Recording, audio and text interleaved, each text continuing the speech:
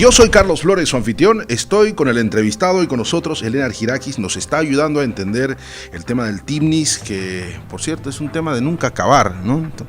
Para finalizar el tema del TIMNIS te pediría por favor una síntesis para ya entrar a los temas también que quisiéramos que nos ayudes a entender el tema de Brasil y el tema de Edward Snowden. El TIMNIS considero yo que es la síntesis de una serie de debates históricos no culminados.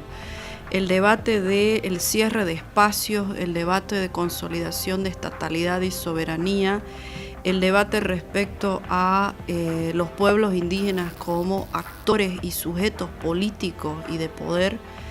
Por ejemplo, el debate respecto al modelo de desarrollo que necesariamente estamos desprendiéndonos de a poco del modelo industrial, productivo, monoproductivo, extractivista y entrando en un modelo alternativo. Entonces, TIMNIS es la síntesis básicamente no de la carretera, porque la carretera es la excusa, o sea, es el punto de ingreso a una serie de problemáticas y debates no resueltos que yo los imagino y los entiendo como el debate post-constituyente, una serie de debates que no se culminaron en la Asamblea Constituyente, porque no nos olvidemos que las derechas bolivianas cruceñas empantanaron el debate, conspiraron contra la Asamblea Constituyente y la Asamblea Constituyente tuvo que terminar antes con un texto constitucional muy lindo, hermoso, pero sin el verdadero contenido que todavía sigue debatiéndose en la población. Entonces, básicamente yo entiendo el TIMNIS como la síntesis de estos debates inconclusos respecto a economía, historia, sujetos políticos, consolidación de estatalidad, o sea, es la puerta hacia el siglo XXI. Algo que rescaté de tus palabras del anterior sector, ¿es malo que exista palos blancos? Por supuesto, o sea, en el caso, por ejemplo, de la economía agroindustrial, vemos el caso del sudeste cruceño, el sudeste en el oriente, que existe esto que se llama hoy día la infiltración pasiva, que no es necesariamente vía militar o vía un enfrentamiento bélico, sino es a través de la cultura, el idioma, los medios de comunicación y las relaciones económicas. En otras palabras, o sea, no necesariamente hace falta que haya una guerra o un conflicto entre Bolivia y Brasil o en otra frontera Bolivia y Chile o Bolivia y Perú, sino que hay como una suerte de infiltración de los intereses de estos estados, que no necesariamente ni siquiera es una política de estado, sino que gira en torno a poderes fácticos o intereses privados. Entonces vemos cómo se van filtrando estos intereses en complicidad con intereses privados de bolivianos, y esto va vulnerando la soberanía y va vulnerando la presencia estatal. Por algo es que el Estado y todos los estados plantean que no pueden ser propietarios extranjeros de 50 kilómetros hacia adentro en la frontera. Pero esto en los hechos se ve que es una cuestión formal, porque entran en sociedad, entran en situación, digamos, de personería jurídica dudosa, o por último utilizan esta figura tan conocida que son los palos blancos. Este es un tema estratégico de soberanía y de interés central del Estado boliviano y de todos los estados. Entonces es un tema que tiene que ver también con lo que estamos debatiendo, estamos planteando en el TIMNIS. Hagamos un giro de 180 grados.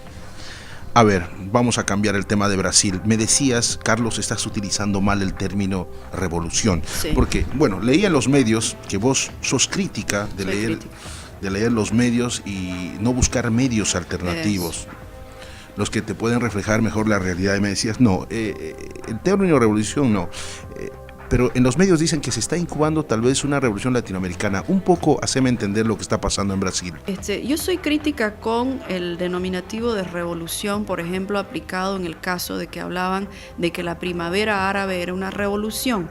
¿Y por qué planteo que no son revoluciones, no son levantamientos genuinos? por el rol de dos soportes de politicidad en el siglo XXI, que son los medios y el Internet, el Facebook, el Twitter y las redes sociales. En otras palabras, se pueden instigar sobre ciertas demandas que son legítimas, ciertas reivindicaciones que son genuinas, pero que son chiquititas, ¿sí? Que son sectoriales, que son particulares, que son gremiales, reivindicaciones chiquititas, y se las pueden magnificar porque básicamente los medios y las redes sociales actúan como cajas de resonancia y como operadores políticos. No nos olvidemos que, por ejemplo, el Internet que se desarrolla a partir de la guerra de Vietnam, o sea, estamos hablando ya hace más de 40 años, se comienza a desarrollar el Internet como un arma. Entonces hay un cambio en la lógica de actuación y de intervención de ciertos gobiernos, y específicamente el gobierno norteamericano, en los asuntos internos, y se comienzan a tomar ciertas reivindicaciones que son genuinas y se las magnifica, se las amplifica, se las mediatiza, se las mira a través de una lupa, pero descontextualizadas, fuera del contexto en el cual surgen. Entonces, estás hablando del tema de Primavera Árabe. Primavera Árabe, no el caso de Brasil, por ejemplo. O sea, estoy haciendo este colofón para luego entrar en el caso de América Latina. Ahora, ¿cuál era el interés en el caso específico norteamericano de llamar estos fenómenos en Medio Oriente revoluciones y primavera árabe? Necesitaban derrocar gobiernos que manejaban bajo una lógica nacionalista, bajo una lógica de soberanía, bajo una lógica del Estado, bajo una lógica de su propio régimen y su propio sistema de creencias, que preservaran su petróleo, sus recursos naturales, sus oro, sus minerales y metales. Derrocaron estos gobiernos para poner gobiernos títeres, gobiernos que fueran mucho más blandos y mucho más proclives a esta demanda y este interés que es mundial, el control y el monopolio sobre hidrocarburos, porque lo que en mueve Irak el no mundo, se encontró bombas nucleares. Seguramente, pero son excusas finalmente, porque a ver, ¿de qué podemos hablar en el caso norteamericano que le exhorta o le reclama a Irak o a Irán el tema de armamento nuclear, cuando el primer productor del mundo de armamento nuclear es Estados Unidos? O sea, es un doble discurso.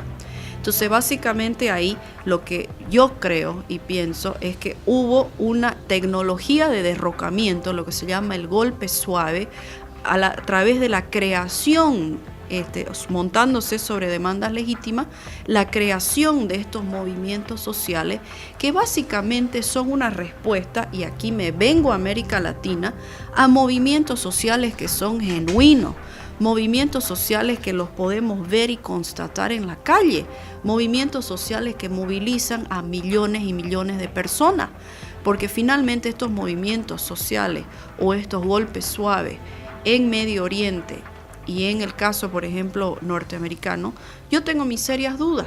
¿Por qué? Porque son creados, el germen inicial está en los medios y en el Twitter, el Facebook y en Internet. Ahí es donde me entra la duda, porque finalmente el Internet, los medios son operadores políticos de intereses transnacionales, de empresas transnacionales o de intereses norteamericanos. Y ahorita el contexto internacional en el cual estamos viviendo se está desplazando Estados Unidos como potencia mundial de una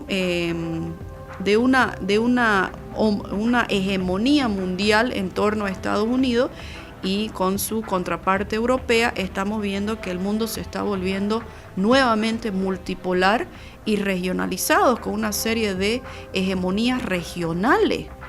Entonces, frente a la pérdida de poder, porque en términos exactos es una pérdida de poder de Estados Unidos y de Europa, están empezando a surgir rebeliones genuinas con gente en la calle, y frente a eso se gestan movimientos y rebeliones para tratar de apropiarse de recursos naturales, apropiarse de oro, y menciono el oro porque el oro tiene mucho que ver también. En el caso de Irak y de estos países árabes, el petróleo en primer lugar y el oro en segundo lugar, porque en cualquier momento estamos leyendo y haciendo un seguimiento en la prensa internacional, hay una crisis económica y financiera, donde el respaldo que tiene la moneda norteamericana, el dólar, y el respaldo del euro se va devaluando y se va deteriorando. Entonces hay algunos economistas que inclusive especulan la posibilidad de que volvamos al patrón oro. ¿Y qué es lo que tienen estos países árabes? Tienen oro en cantidades, especialmente Irak.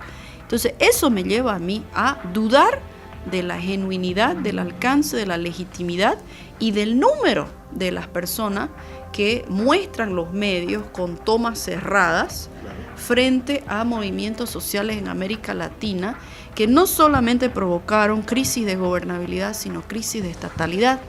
Meses y meses y meses sostenidos de movimientos sociales donde se ven con tomas amplias el número de personas.